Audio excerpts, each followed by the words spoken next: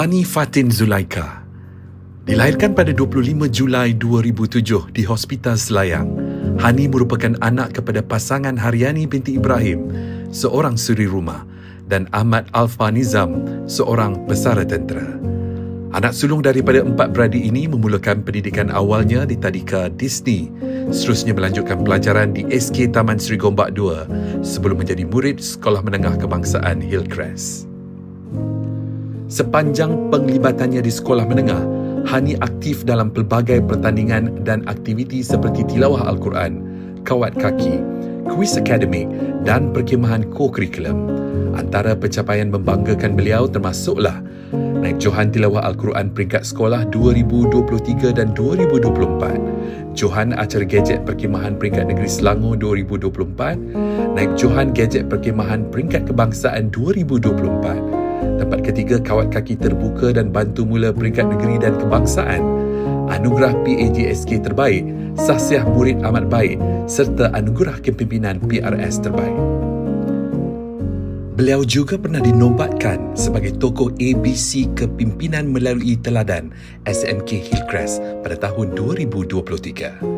Prinsip hidup Hani, bantu diri untuk bantu orang lain, menjadi panduan dalam setiap langkahnya, mencerminkan sifatnya yang berdikari, bertanggungjawab dan prihatin terhadap orang sekeliling.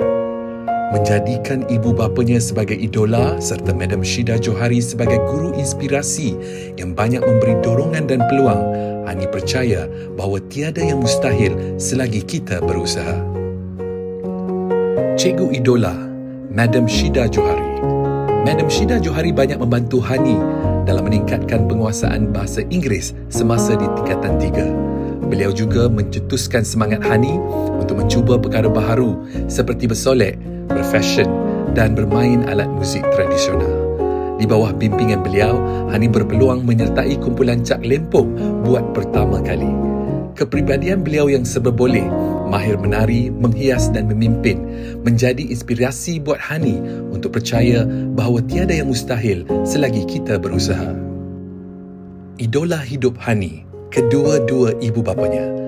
Ayah Hani merupakan pesara tentera laut dan ibu Hani pernah menyertai pasukan kesatria ketika di UiTM. Mereka telah memperkenalkan Hani kepada pelbagai nilai murni dan memberi sokongan yang tidak berbelah bahagi dalam setiap aktiviti yang Hani ceburi. Dedikasi dan dorongan mereka menjadi pemacu utama dalam perjalanan Hani sebagai seorang pelajar yang aktif dan berdisiplin.